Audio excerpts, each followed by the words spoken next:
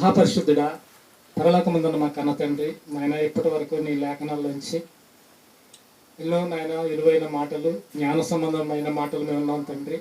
ఇదిగో నాయన ఇప్పటి వరకు మా శరీరము మాకు శత్రువు అని మేము నేర్చుకున్నాం తండ్రి.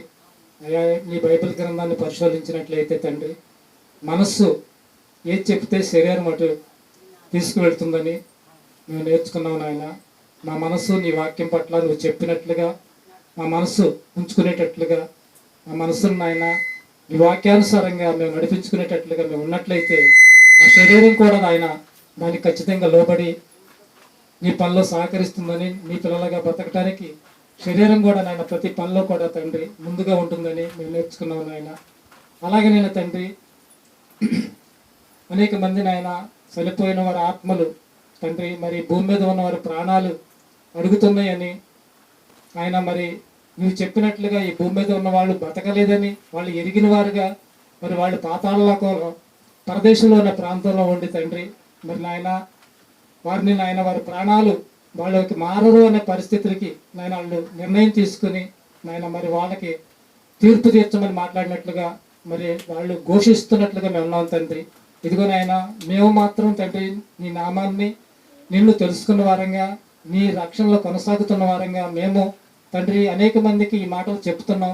కానీ ఎందరైతే వింటున్నారో మరి వారు కూడా తండ్రి నేను తెలుసుకునే అవకాశం వారికి కూడా ఇచ్చారు కనుక తండ్రి మేము చేసే పని ఆయన సువార్త నిన్ను ప్రకటించే మాటలు చెప్పుకుంటూ మా బ్రతుకంతా కూడా తండ్రి ఇదిగో నాయన మా మనసు నీ వాక్యం అనుభవంతో తండ్రి నింపుకొని మా మనసు చెప్పినట్లుగా మా శరీరాన్ని నడిపించుకునే విధంగా మేము బ్రతకాలని మరి మేము నేర్చుకున్నాం నాయన.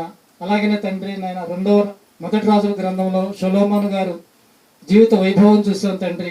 మరి అదే నాయన నీ మాట ఎప్పుడైతే ధిక్కరించాడో ఆయన మరి సొలొమోను వరకు ఉన్న వైభవం అక్కడి నుంచి కూడా పతనం అయిపోయినట్లుగా, రెండు భాగాలుగా మరి రాజ్యాలుగా, రెండు రాజులుగా ఇశ్రాయేల్ జనాంగాన్ని రెండు భాగాలుగా విభజించినట్లుగా ఎవరో కూడా నాయన మరి నీ వాక్యానుసారంగా నువ్వు చెప్పినట్లుగా అనేక మంది రాజులు మరి బ్రతకలేదని వాళ్ళకి నాయన అనేక మంది నాయన శత్రువులకి వాళ్ళు అప్పగించినట్లుగా మేము చూస్తున్నాం తండ్రి.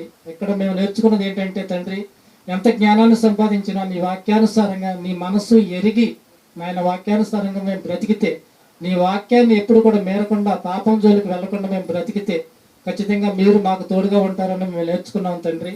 ఇటువంటి నేర్చుకున్న మా మాటలన్నింటిలో కూడా మా హృదయం భద్రపరుచుకొని నీ రాకడ వరకు మా మరణ దినం వచ్చేంత వరకు కూడా జాగ్రత్త కలిగి భయము కలిగి ఆయన మేము జీవించి పరలోకం చేరే భాగ్యం మాకు అనుగ్రహించమని ఈ ప్రార్థన మీ కుమారుడు మా రక్షకుడు మా ప్రభు అయిన యేసుక్రీస్తు వారి నామములో ఈ ప్రార్థన అడిగి వేడుకుంటున్నాము తండ్రి.